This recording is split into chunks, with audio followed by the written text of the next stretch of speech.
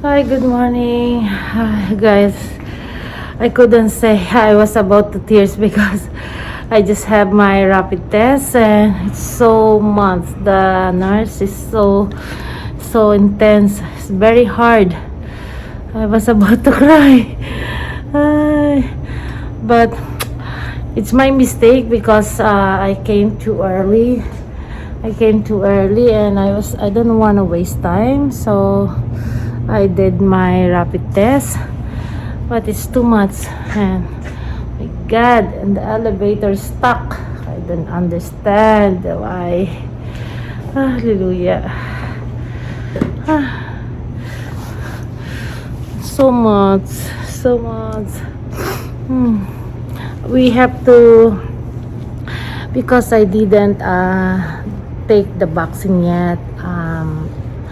It's my personal reason why I didn't. And as a protocol, if you didn't have a vaccine here in the long-term care where I work, or every long-term care as a personal support worker, aside from every 4 days, we still have 1 day you have to take the rapid test. Rapid test will take, they said, 15 minutes for the result. And since I came early, I don't want to wait too much time later, because in about 7 or 8 there's a lot of people like caregiver and everybody can have the rapid. Today is my worst time. Oh, the elevator is stuck. I have to go to the other one. I don't know. Okay, I'll be back. I'll be back.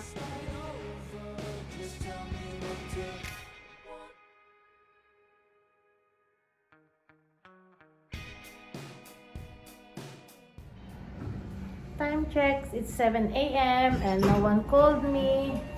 So, meaning to say, hi, bye, good morning. Good morning. Meaning to say, good morning. I'm gonna go to 3. Meaning to say, I'm negative. I just, no one called me after an hour.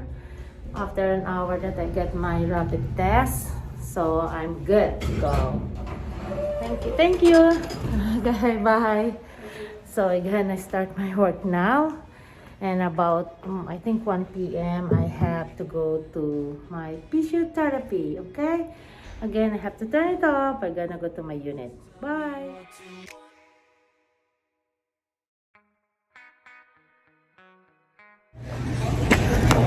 Happy Friday, guys. Oh my, really, my foot's really aching right now. I don't know. Ito po yung mga kaganapan ngayong Friday. Pupunta ako sa Oak Health para ibigay itong mga papeles na galing sa insurance namin na resulta ng doctor's assessment sa akin last Tuesday. Hindi ko pa naibigay. Ngayon tinawagan na ako. So, I have to go there. Pero masakit po talaga ang paa ko po siya. Ay, I don't know what I'm gonna do to my life. Ganito po kahirap. Masakit pa ang likod, masakit ang balak. Ay. So, it's hard. Yeah. Kala nyo lang madali ang trabaho namin. Hindi. Para na kaming katulong. Tapos, yun. Kailangan nagsasurvive nga lang dahil kailangan mabuhay. Kailangan ng trabaho. So, ucha. Ayan na naman. Tapos pinababalik na ako. Pinababalik na ako ng trabaho ko. I don't know. Sorry sa pagtungo ko. Oh. Oh, gee. Shit. They are good.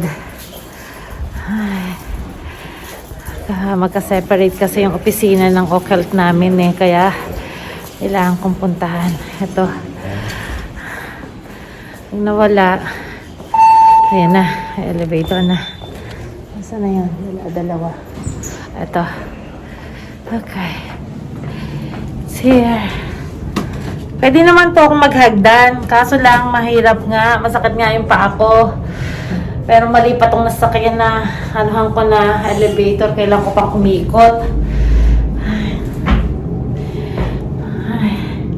Mamaya po ikwento ko kung ano ba yung paano ba yung buhay ng isang PSW. Play wraps sa pa ako. Tapos i-off ko muna kapag nandito na ako. Hi, Gloria. Hi, Bing. Kumusta na? Ang balita? Hindi mo na. Dito ka na, Ken. Ano? Ay, pero sabi ko ka na dito. Say hi to my vlogs, Lara. Say hi naman. Tsaka ikaw din. Kumusta na? Nanganak na, oo. Ay, baba. Hindi ako mabubuntis. Lampas na ako sa panganganak. Babae lalaki. Nagbablog ako ngayon. Ay, Diyos ko talaga naman ka. Babae lalaki. No, babae lalaki. Lalaki. Congrats. Oh my God. The love scheme mo, love scheme mo. Masyadong happy. Ay, ingat kayo. Okay. Anong pangalan? Eli. Oh, that's a nice name, Eli. Thank Dito you, ka ate. naka-assign? Oo. Sige, pag lagi kitang ano yan. Kaso na-accident nga ako eh. Ano ka ba? Ngayon lang. Sige. Hindi, 6 months ago na. Oo. Okay, bye. Thank you. Have a nice weekend too. Congrats. Okay, batayin ko muna.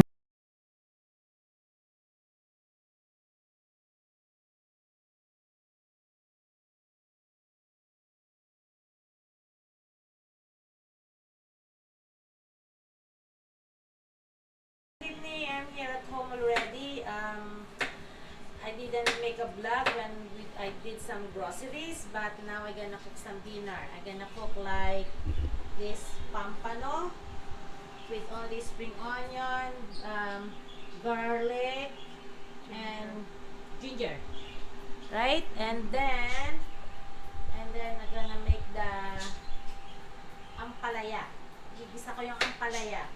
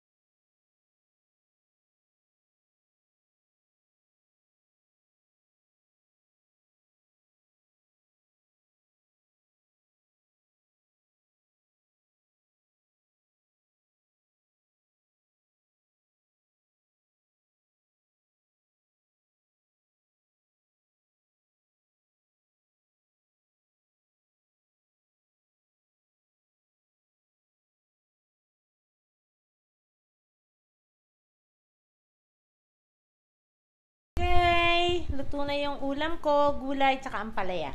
Ito yung ampalaya ko, and then ito yung isda ko. Okay.